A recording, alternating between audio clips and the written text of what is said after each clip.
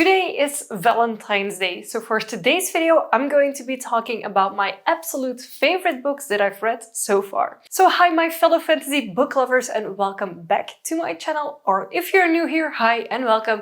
My name is Kathy and I'm a fantasy book lover from Belgium.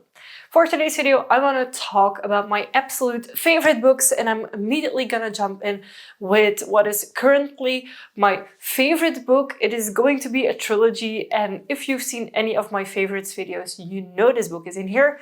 It is Empire of the Vampire by Kristoff. I also love Empire of the Damned, and I hope the third book in this trilogy will make the full haul worth it and even more epic, and I have very high expectations for the end of this series. For those of you who don't know Empire of the Vampire yet, it is a vampire-based dark fantasy trilogy. The third book is still to come out and I have very high expectations for it.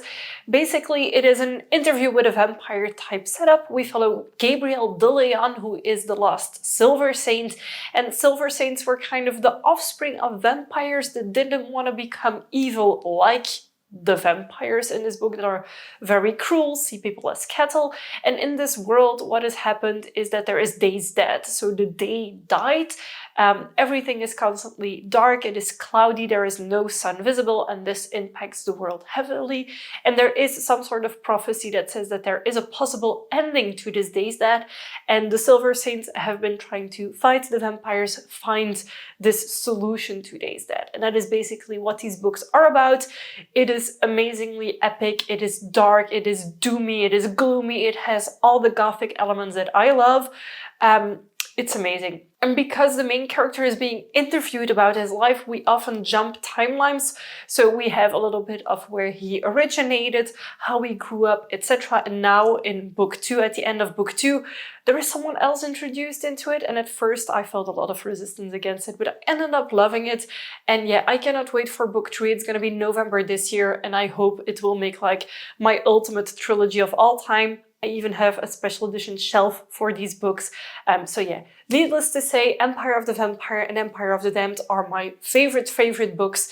So if there's only one book that I could ever recommend to people with vampires in them, it's gonna be this one. So Empire of the Vampire by Kristoff. After vampires come dragons, and for me, one of the dragon-based books that made me fall in love with world building again was Priory of the Orange Tree by Samantha Shannon. In the meantime, I have picked up reading a lot more since then, but this book, with the complexity of the different characters being present in it, them all merging together, the bigger plot happening at the end where everything comes together, I really loved this book. It was something really fresh and new for me into fantasy reading, but I also came out of a reading slump back in the days. So this was one of the first bigger books together with Empire of the Vampire that I picked up and that I actually finished. Now I have to tell you, Priory of the Orange Tree, in my opinion, is better than A Day of Fallen Night, and I'm gonna be very honest, I have the very special editions of both of them, but I haven't read A Day of Fallen Night completely because I felt bored, because it felt too similar to Priory of the Orange Tree. Now, I'm not gonna talk about what we follow, because everything I would tell you about this book would be spoilers. All I can say is that it is a really big coming-of-age story for our main character. There are trials in it, there is found family in it, there is plots within plots happening, and it also contains some romance, but the romance is absolutely not what carries this book. There are dragons, both good and evil, which is something that nowadays we see more and more in books happening as well. But yeah, I really loved it. If you want a chunky read that has a full world building, then I could highly recommend this to you. And now we're going into my favorite Fae-based book, which is something that I had to think about a little longer than I thought I would. Because for me, Romantasy is going to be a totally different side, but this book is something that I felt was really new when it started together with Legends and Lattes. I feel like Emily Wilde series is something that is the introduction of the more low stakes, high fantasy, cozy fantasy reading genre. And I'm all here for it. So this book really is something that I had never read before.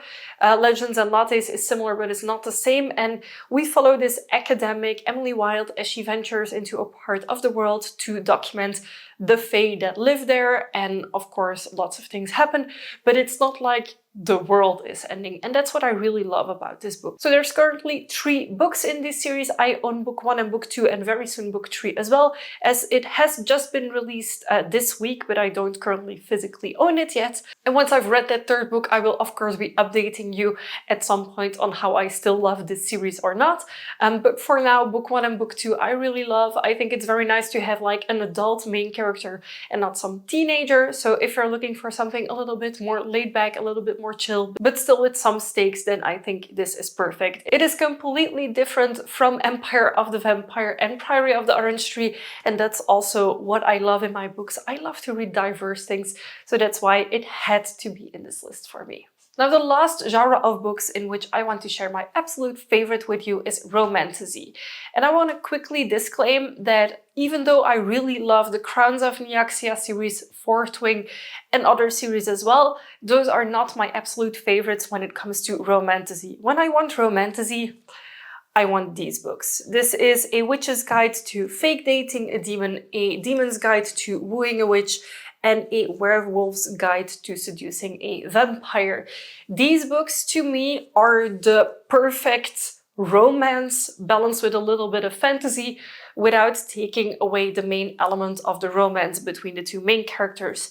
These books are not very plot heavy as in the world is ending, but they are plot heavy as in the building up of the relationship between the 2 people involved, which is something that I personally feel lacks in a lot of other fantasy books. It is a lot of insta-love, insta-crushes. There's no build-up to the relationships, and these books, I personally feel, do that really well. There is some spice in these books, there is a lot of spice in these books even, but I feel it's not misplaced. And the build-up it's not super slow, but it's slow enough for me that I understand why these characters are attracted to each other. In a lot of books, the insta-love is something that kills the vibe between 2 main characters for me. I want there to be more than them just lusting over each other because they look good. And in these books, you get that feeling. You get why these characters like each other so much and accept each other the way they are. Whereas in Fourth Wing, I have no idea what Violet and Xaden see in each other, because they're constantly bickering over each other, but then somehow magically they still feel like it's the person they're gonna spend the rest of their life with. Like, it just feels so unrealistic, and that's what I don't like about a lot of fantasy romances. Enough ranting about fantasy romance. These are some of my absolute favorite books within their specific genres. So we have vampires, we have dragons, we have fae, and of course we have romantasy. Of course, feel free to let me know in the comments down below what is your all-time favorite fantasy book or series, of course, because most of these have series. And I feel like a series makes it easier of not having to pick like one book. It's like 3 books or 5 books. If you enjoyed this video, of course, feel free to give it a big thumbs up. And if you haven't already and you'd like to be, feel free to subscribe to my channel. I make new videos every week and I would love to have you for every single one of them. Thank you so much for watching, and I will see you very soon with a new video. Bye!